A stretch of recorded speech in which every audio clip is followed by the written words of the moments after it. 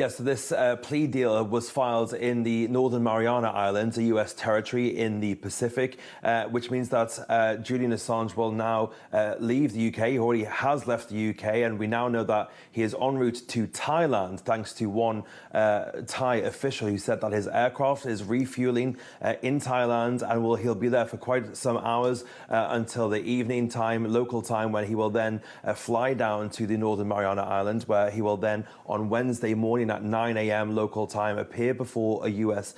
court where he will plead guilty to one count instead of the 18 that he was facing. That one count is conspiracy to obtain and disclose national defense information. Now, that obviously dates back to the WikiLeaks founding in 2006 and the release of tens and hundreds of thousands, in fact, of documents that were classified during the Iraq and Afghanistan wars, especially in conspiracy with Chelsea Manning, who was a U.S. Army soldier who themselves was found guilty of this conspiracy and sentenced to 35 years in prison. She had her sentence commuted in 2017 by Barack Obama, but Julian Assange has been fighting his charges ever since. Now, the deal that Julian Assange has signed with the U.S. Will mean that he will plead guilty and be given 5 years in jail, but that will be backdated to reflect the time he's already served in a British prison, which will mean that effectively he is now free to go and will then fly to Australia, where he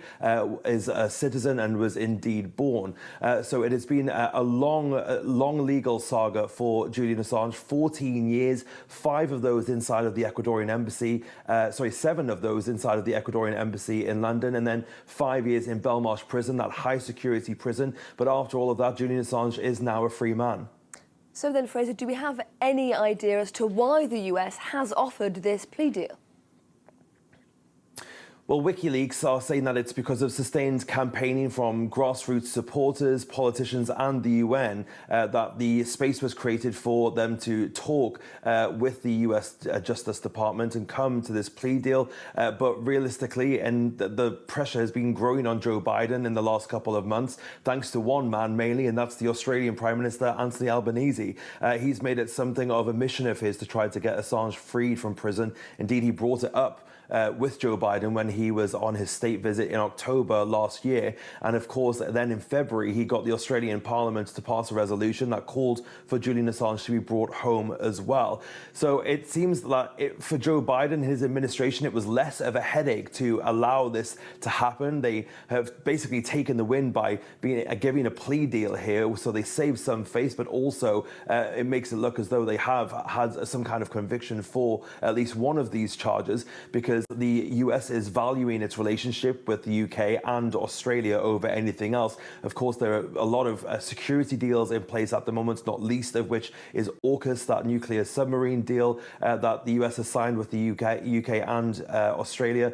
But of course, the UK and Australia, key partners in various conflicts like Ukraine and other security around the world, including the Indo-Pacific. So it seems that Joe Biden's administration thought that this was maybe one less headache to have and to just let this one slide. And we are, of course, gearing up for an upcoming US presidential election. Do we have any idea what Julian Assange might be planning for his freedom?